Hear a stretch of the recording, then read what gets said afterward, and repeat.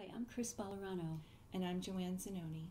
When we expressed interest in gathering the history of early anti-rape activists in New York State, many women agreed to share their memories and experiences within the movement from the 60s to the present.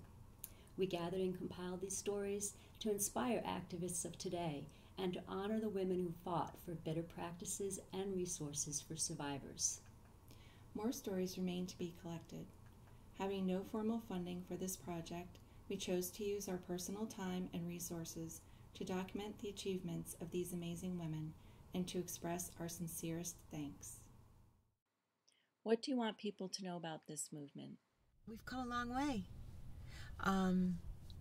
I think our vision back then was just to get the word out, to get the education out, to be available for speaking engagements, to lobby the legislators for funding for the rape crisis centers around the state, that these agencies were important and we weren't going to go away. We were here to stay. And when I look back, that we started sitting around a table, and where we are today is just a wonderful feeling that we've come so far. Well, I think it's important to know that this work and this movement is still fairly young. And in 1976, there was nothing. There were no rape crisis centers. There were no domestic violence programs. There were no hotlines. And for women who were struggling with sexual assault and domestic violence, there was no place to turn. Those of us who were dealing with it, just felt like we were the only ones, and there was something wrong with us, and that it was just something that was part of life, and there wasn't any option. There wasn't any place to go. There wasn't anybody to call. You wouldn't have thought of calling anybody. When I first started working, rape was a dirty word. It was whispered that someone may have been assaulted, or that of course she made it up. And it was working at a rape crisis center. We always saw women in the beginning, and I think that was what the public was expecting anyway. And then we began to hear about child sexual abuse and expanded our services to include children. And then we heard about men being abused, and that was something that I think the public, that wasn't even on their radar.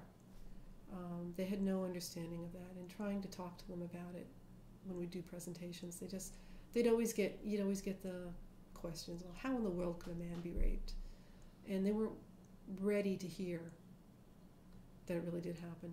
Then the issue of priests came up as abusers, and that really shook people up.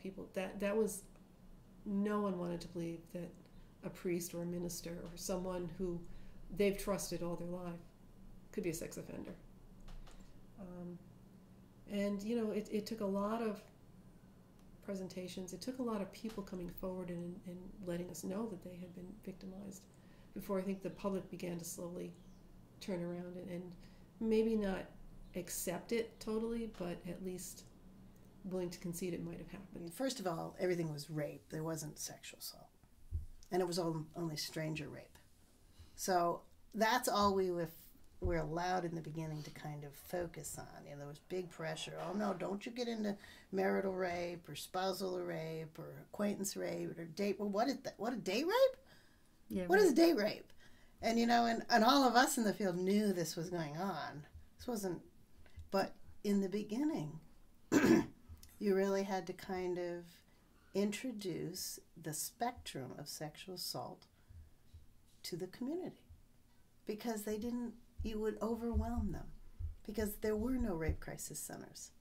Right. The prosecution didn't really know how to prosecute, and hospitals didn't know how to handle the rape kits in the early days. And once the rape crisis centers started to develop those skills, they understood the total value of this movement.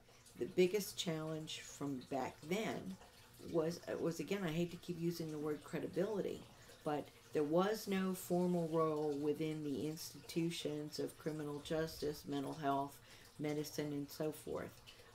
Victims were, the outsider, and they were better off if they were quiet rather than, causing problems and so forth. Getting more resources was one challenge. Another challenge was just getting the attention of state government, the agencies and the legislature and the governor. That was hard. The office at that time was in Schenectady, a very small office, and so we had to figure out how to move ourselves to be in a better place to be speaking to, giving a loud voice to the state. Third was that NYSCASA was a very white organization at that time. And so we had to figure out how we ourselves could become more responsive to all the women in the state, and also how rape crisis centers might be helped to reach out more broadly. And fourth,